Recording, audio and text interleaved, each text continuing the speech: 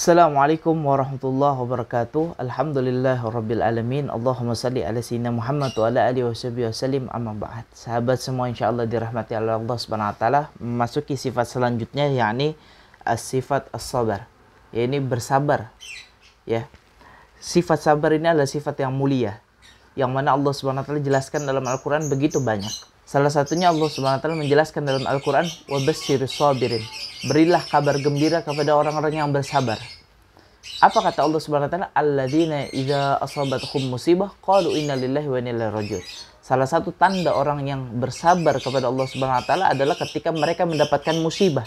Mereka bukannya mengeluh, mereka bukannya melakukan kerusakan, tapi justru mereka mengingatkan kepada hati mereka, qalu inna lillahi wa inna ilaihi raji'un. Sesungguhnya kami ini milik Allah dan akan kembali kepada Allah. Mereka rela ketika Allah mengambil apapun dari mereka.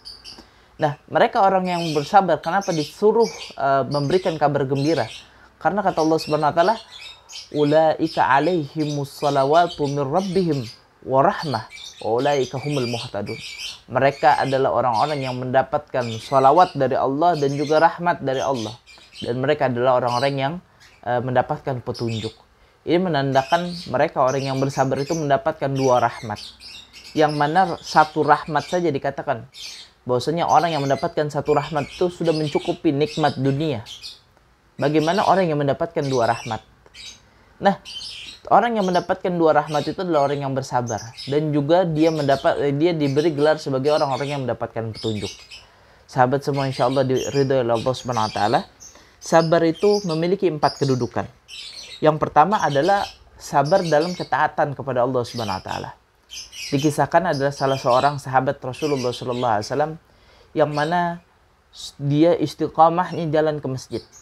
Sampai suatu ketika ini orang yang matanya buta, sahabat Rasulullah yang matanya buta, tiba-tiba saking keinginannya mendengar ke masjid, saking keinginannya berangkat ke masjid, ini sahabat Rasulullah SAW dia paksakan dalam kegelapan, dalam kondisi yang licin karena hujan, dia paksakan untuk hadir ke masjid. Tapi qadarullah, orang ini jatuh, berdarah. Apa yang biasa kita lakukan setelah itu? Kita akan kembali ke rumah, akan istirahat, tapi tidak dengan sahabat Rasulullah SAW. Sahabat Rasulullah ini ketika jatuh berdarah, dia kembali ke rumahnya, dia bersih-bersih, ganti pakaian, dia berangkat lagi ke masjid. Sampai apa? Dia jatuh lagi kedua kalinya. Ketika jatuh lagi kedua kalinya lagi sama, berdarah-darah. Dia pulang ke rumahnya, bersih-bersih, ganti pakaiannya, berangkat lagi ke masjid. Sampai ada satu pemuda yang menuntun dia ke masjid. Ketika ada satu pemuda yang menuntun dia ke masjid, maka sahabat Rasulullah ini berkata kepada pemuda tersebut, "Wallahi, saya tidak akan melanjutkan perjalanan ini kecuali kamu memberitahu siapa kamu. Orang yang sangat baik yang mau menuntun saya ke masjid." Ternyata pemuda tersebut berkata, "Ketahuilah, aku ini adalah iblis laknatullah alaih." Dia adalah iblis. Kenapa ada iblis yang dia menuntun seorang sahabat untuk menuju masjid? Maka kata iblis itu, "Ketahuilah ketika engkau jatuh karena engkau ingin ke masjid, jatuh berdarah, tapi engkau malah justru pengen ke masjid lagi, Allah menghapus setengah dosamu." Dan iblis itu nggak suka kalau misalnya semua dosa umat manusia itu diampuni oleh Allah Subhanahu wa taala. Oleh karena itu dikatakan kesabaran juga ada dalam kesabaran dalam taat kepada Allah Subhanahu wa taala. Contohnya tadi, sahabat Rasulullah yang sabar dalam ketaatan menghasilkan diampuni dosa-dosanya. Itu yang pertama, sabar dalam ketaatan kepada Allah Subhanahu wa taala. Yang kedua adalah sabar dalam meninggalkan kemaksiatan.